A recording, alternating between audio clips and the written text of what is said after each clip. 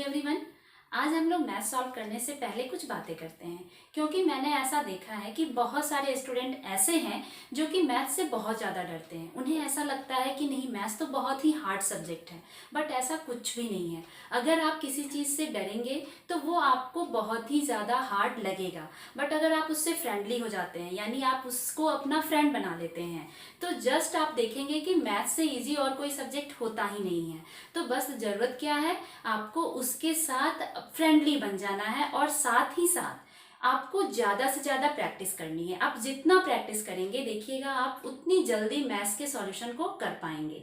तो चलिए अब हम स्टार्ट करते हैं अपना सॉल्यूशन। आज हम पहले देखेंगे कि टाइप्स ऑफ रेशियो क्या क्या होते हैं, क्योंकि अभी तक हमने बहुत सारे क्वेश्चन सॉल्व तो किए हैं, बट हमने उनके रेशियो के टाइप्स के बारे में अभी तक कभी भी जिक्र नहीं किया। तो आज हम ये देखेंगे कि रेशियो के कितने टाइप्स होते हैं। तो फर्स्ट टाइप में हम जानते हैं कि फर्स्ट टाइप तो हमारा सिंपल सा होता है, जिसको हम लोग कहते हैं कंपाउंडेड रेशियो। यानी हमारा फर्स्ट अगर टाइप्स पूछा जाए तो वो है हमारा कंपाउंडेड रेशियो। बहुत सारे क्वेश्चन में ऐसा लिखा रहता है स्टार्टिंग में कि चेंज करना, यानी कि कंपाउंडेड रेशियो में रेशियो को चेंज कीजिए। तो आप क्या करोगे, जस्ट फॉर एग्जांपल मैं आपको बता रही हूँ। मान लीजिए फर्स्ट में लिखा रहे ए रेशियो बी एंड लिखा रहे सेकेंड में आपका सी रेशियो डी, एंड इसको कहा जाए कि आप चेंज करो कंपाउंडेड रेशियो में। तो आप कैसे चेंज करोगे? सिंपल है, मैंने पहले भी बताया है कि रेशियो में हमेशा आप देखेंगे कि जो फर्स्ट में आता है उसको आप फर्स्ट वाले के साथ पेयर बनाएंगे, और जो सेकंड में आता है उसको आप सेकंड वाले के साथ पेयर बनाएंगे। यानी आपको क्या करना है, सिंपल, ए का मल्टीप्लाई आपको सी के साथ करना है, यानी ए इंटू सी, और सेकेंड क्या होगा, बी मल्टीप्लाइड बाई डी, यानी बी को मल्टीप्लाई करना है आपको डी से। सिंपल, यानी ये जो पार्ट आपका टू पार्ट्स आया, ये हो गया आपका कंपाउंडेड रेशियो। जस्ट एक एग्जांपल देखिए, मान लीजिए यहाँ पे दिया हो 3:2 एंड सेकेंड हो आपका 4:3। तो आप इसके कंपाउंडेड रेशियो को कैसे फाइंड आउट करेंगे? तो 3 इंटू फोर 12 रेशियो 2 इंटू 3 6, ये हो गया आपका कंपाउंडेड रेशियो। तो आपको बस ये समझना है कि क्वेश्चन में कभी कभी थोड़ा डिफरेंट कर देते हैं लिखने के प्रोसेस में, वहां लिखा रहता है कंपाउंडेड रेशियो, तो आप कंफ्यूज नहीं होंगे, आपको जस्ट इस तरह से सॉल्यूशन करना है। फिर सेकेंड होता है हमारा डुप्लीकेट रेशियो। सेकेंड हम लोग कहते हैं duplicate ratio, means duplicate ratio. ये क्या होता है, अगर मान लीजिए फॉर एग्जाम्पल आपके पास ए रेशियो बी दिया गया है और आपको कहा जाए इसे कन्वर्ट कीजिए डुप्लीकेट रेशियो में, मीन्स आपको क्या निकालना है, आपको उनका स्क्वायर करना है, just square means just suppose कीजिए कि आपके पास अगर 2:3 दिया गया है और आपको फाइंड आउट क्या करनी है, डुप्लीकेट रेशियो, मीन्स आप क्या करेंगे, 2 का स्क्वायर करेंगे और जस्ट 3 का स्क्वायर, मीन्स आपका सॉल्यूशन क्या आएगा, 2 2 4 एंड 3 3 9। ये हो गया हमारा डुप्लीकेट रेशियो। जस्ट थर्ड अगर हम देखें, थर्ड टाइप्स ऑफ रेशियो, तो ये होता है ट्रिप्लीकेट रेशियो।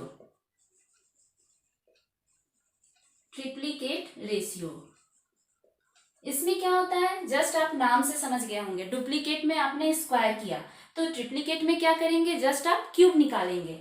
मीन्स आपको अगर ए रेशियो बी दिया गया है और फाइंड आउट करना है आपको ट्रिप्लीकेट रेशियो, जस्ट आपको क्या फाइंड करना है, A cube ratio B cube. Means अगर एग्जाम्पल लें 4:5, देन आपको क्या फाइंड आउट करना है, 4 cube and 5 cube, means 4 into 4 into 4 64, and then 5 into 5 into 5 125। सो ये हो गया हमारा ट्रिप्लीकेट रेशियो। तो ये हमने 3 टाइप्स के रेशियोज देखे। अभी अब आगे हम बढ़ेंगे तो हमारा 4 टाइप का जो रेशियो आता है, जस्ट इसी से मिलता जुलता है, इसको हम लोग कहते हैं सब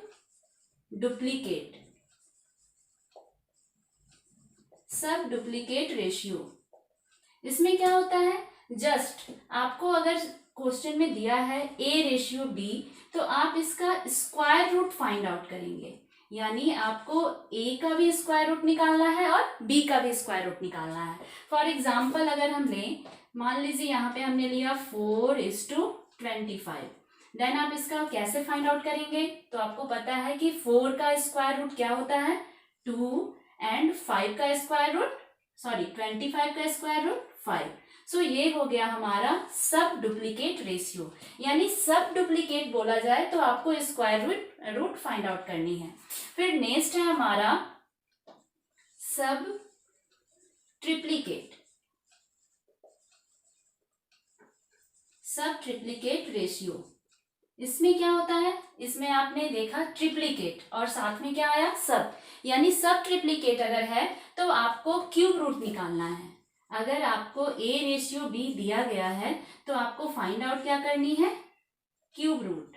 यानी फॉर एग्जाम्पल अगर हम लें तो हमने लिया 27 और यहाँ लिया हमने 125। अगर आपको कहा जाए कि आप इसका सब ट्रिप्लीकेट फाइंड आउट कीजिए तो आप क्या करेंगे? 3 × 3 × 3, यानी इसका सब जो क्यूब रूट होगा वो सिर्फ क्या आएगा 3, एंड देन 5 × 5 × 5, यानी इसकी वैल्यू क्या आ जाएगी 5। तो ये जस्ट आप देखोगे अपोजिट चलता है, यानी ट्रिप्लीकेट जस्ट अपोजिट हो गया सब ट्रिप्लीकेट। यहाँ आपने फाइंड आउट किया क्यूब रूट और यहाँ पे आपने फाइंड आउट किया क्यूब और यहाँ पे आपने फाइंड आउट किया क्यूब रूट। जस्ट आपने यहाँ पे देखा डुप्लीकेट रेशियो, इसमें आपने फाइंड आउट किया स्क्वायर और यहाँ पे आपने जो सब डुप्लीकेट है इसमें क्या फाइंड आउट किया स्क्वायर रूट। तो ये है एकदम सिंपल सा, बट आपको ये कॉन्सेप्ट क्लियर करना होगा क्योंकि क्वेश्चन कभी कभी इस तरह से आता है तो वहाँ कंफ्यूजन क्रिएट ना हो। अब जो हम क्वेश्चन सॉल्व करने जा रहे हैं वो क्वेश्चन भी बहुत ही इजी है, बस देखने में आपको लग रहा है कि वो बहुत ही लेंदी है, बट आप बनाओगे तो बहुत ही इजी वे में ये आप बना सकते हो। तो हम पहले देखिए क्वेश्चन हमारा हमें क्या कह रहा है। तो क्वेश्चन है हमारा ₹1980 has been divided into 3 part, यानी हमारे पास जो रुपीज है वो टोटल कितना अमाउंट है हमारे पास? तो टोटल अमाउंट है हमारे पास 1980 और उसको डिवाइड करना है। कितने पार्ट में डिवाइड करना है आपको? तो 3 पार्ट्स में उसको डिवाइड करना है in such a way that half of the first part, यानी फर्स्ट पार्ट किस में होना चाहिए? Half of the first part, यानी हाफ में। तो मान लो हमारा फर्स्ट पार्ट ए है तो ए का वो क्या कह रहा है? हाफ, यानी फर्स्ट पार्ट का हाफ।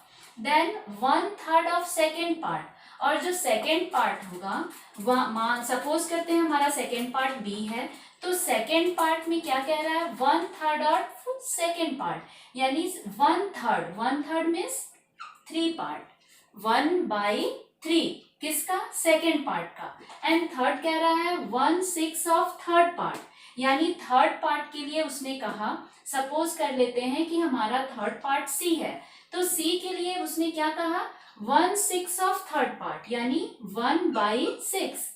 1/6 मीन्स 6 पार्ट, किसका 6 पार्ट? तो 1/3 ऑफ 6 पार्ट। यानी आप यहाँ देख रहे हैं कि फर्स्ट पार्ट के लिए उसने कहा कि वो फर्स्ट पार्ट जो होगा वो हाफ होगा, हाफ मीन्स 1/2, सो A/2। देन सेकेंड पार्ट के लिए उसने कहा कि वो क्या होगा? 1/3 होगा, यानी 1/3 second part. And third part के लिए उसने कहा कि वो 1/6 होगा, जस्ट 1/6 में C/6। हमने यहाँ सिंपल सपोज कर लिया A, B, C ये हमारे 3 पार्ट्स हैं और उनको हमने दे दिया क्वेश्चन के अकॉर्डिंग, उनको दे दिया वैल्यू। अब हमें ये कह रहा है कि ये जो पार्ट्स हैं सो टोटल आर इक्वल, ये सभी इक्वल है, मीन्स ये आपस में सभी क्या हैं? सभी इक्वल हैं। तो फाइंड द थर्ड पार्ट, यानी आपको ये थर्ड वाला पार्ट आपको फाइंड आउट करनी है।